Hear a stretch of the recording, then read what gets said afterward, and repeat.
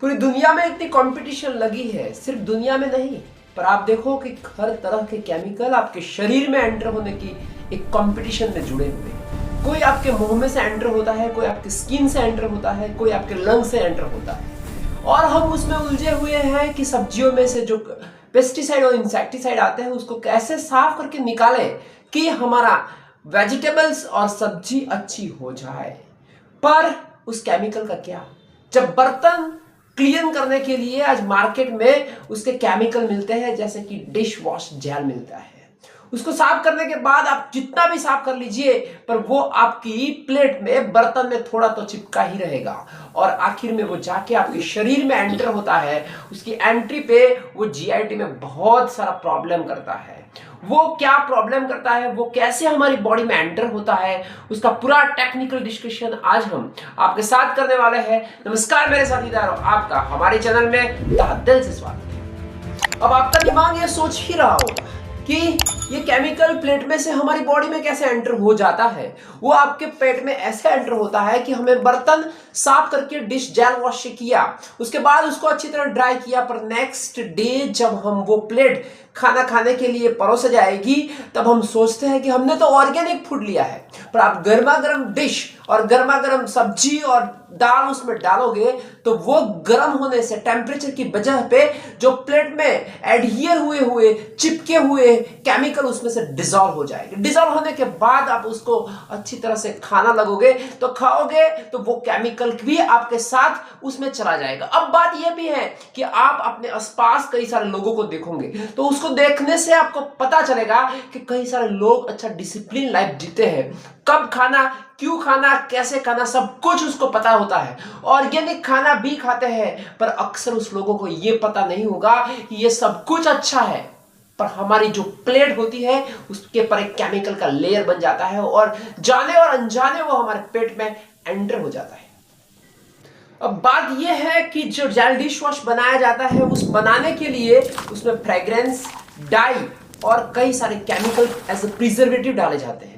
उसमें से एक मेन जो होता है वो सर्फेक्टेंट होता है। सर्फेक्टेंट क्या करता है तो आप जानिए कि जो पानी से डिसॉल्व हो जाए ऐसा कंटेंट तो पानी डालने से हमारे बर्तन में से निकल जाएगा, पर कई सारे ऐसे कंटेंट भी होते हैं जो ऑयली होते हैं, जो हमारे प्लेट में चिपक जाते हैं, वो नहीं निकलते। उसको निकालने के लिए हम सर्फेक्टेंट डालते हैं। उसमें से एक का नाम है alcohol ethoxylate, SLS, sodium lauryl sulphate. अब ये क्या करता है, ये आपके प्लेट में से ऑयली पार्ट को निकाल के पानी के साथ निकाल देता है। अब बात यह है कि जब आप खाने से अगर थोड़ी भी क्वांटिटी आपके शरीर में जाएगी तो प्रॉब्लम नहीं होगा, पर दिन प्रतिदिन जो क्वांटिटी बढ़ती जाएगी तो आपके शरीर में जाके आंतों में एक सॉफ्ट लेयर होता है हमारे आंतों पे, उसको वो डिस्टर्ब कर देगा।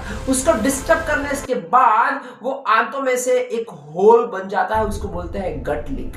अब ये लेयर क्या काम करता है, ये लेयर ये काम करता है कि यहां से ब्लड स्ट्रीम में जाने वक्त बैक्टीरिया और इरिटेंट को वो प्रिवेंट करता है। अगर यहां पे लीक हो गया तो इरिटेंट और बैक्टीरिया उस गट लीक में से डायरेक्टली एंटर हो जाएंगे ब्लड स्ट्रीम में, और ब्लड स्ट्रीम में जाने के बाद उसमें से इन्फ्लामेशंस भी होता है। कई सारी महिलाएं ऐसा मानती है कि एंटीबैक्टीरियल डिश वॉश बहुत अच्छा आता है। एंटीबैक्टीरियल डिश वॉश बनाने के लिए उसमें कोई केमिकल ही डालना पड़ता है, कोई नेचर का यूज आज इस जमाने में कोई कर ही नहीं सकता, क्योंकि वो चीप नहीं होता, वो बहुत ही महंगा होता है। ऐसा ही 2016 में एक बैंड हुआ केमिकल, उसका नाम है ट्राइक्लोसैन। वो ट्राइक्लोसैन क्या है, वो एक एंटीबैक्टीरियल है। ये कई सारे जेल डिश वॉश में भी पाया गया है। तो वो क्या करता है कि बैक्टीरिया को मार देता है। बात सही है, बैक्टीरिया को मार देता है, पर अब प्लेट में से आपके शरीर में जाएंगे तो शरीर में जाने के बाद इस कई सारे हमारे बॉडी के हार्मोन को डिस्टर्ब करता है, कई सारे बैक्टीरिया को मार देता है और एंटीबायोटिक में रेजिस्टेंस भी ला सकता है। इसीलिए यूएस FDA ने उसको साबुन में भी प्रिवेंट कर दिया है, क्योंकि उसको वॉश करने के बाद जो एक्वाटिक लाइफ में जाता है तो दरियाई वन्य जीवों को भी वो परेशान और डेथ भी कर सकता है, इसलिए उसको पूरा बैन कर दिया। पर सोचिए आप जिस कंट्री में रहते हो वहां तो उसका यूज होता ही। और फ्रेग्रेंस के लिए कई लोग सोचते हैं कि उसमें से कुछ अच्छी फ्रेग्रेंस आनी चाहिए।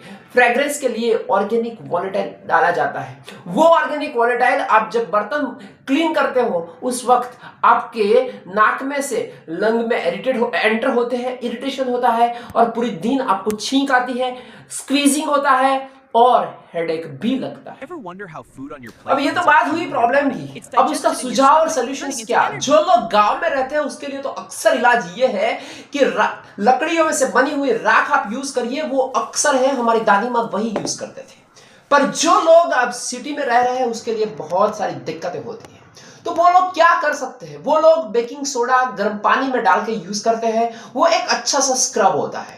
Natural vinegar, white vinegar use करिए, उसमें एसिटिक एसिड आता है, वो जो एंटीबैक्टीरियल के तौर पे भी काम कर सकता है। और लेमन थोड़ा बहुत यूज करिए लेमन जूस में से, और लेमन में से निकलता हुआ साइट्रिक एसिड भी आपको बहुत अच्छा हेल्प कर सकता है। कई सारे लोगों को चाहिए उसमें कुछ फ्लेवर के लिए आप डालिए टी ट्री, लेवेंडर फ्लेवर और ऑरेंज। ये नेचर में से मिलते हुए कई सारे फ्लेवर्स होते हैं। और एक सर्फेक्टेंट साबुन भी चाहिए। कई महिलाएं ऐसा भी सोचती है कि अच्छा सा फोम होगा तो ही बर्तन अच्छे क्लीन होंगे। तो नेचर में से मिलता हुआ सर्फेक्टेंट वो ज्यादातर कोकोनट में से मिलता है। ऐसा ही यूज करके भी आप सिटी में भी बर्तन अच्छी तरह क्लीन कर सकते हैं।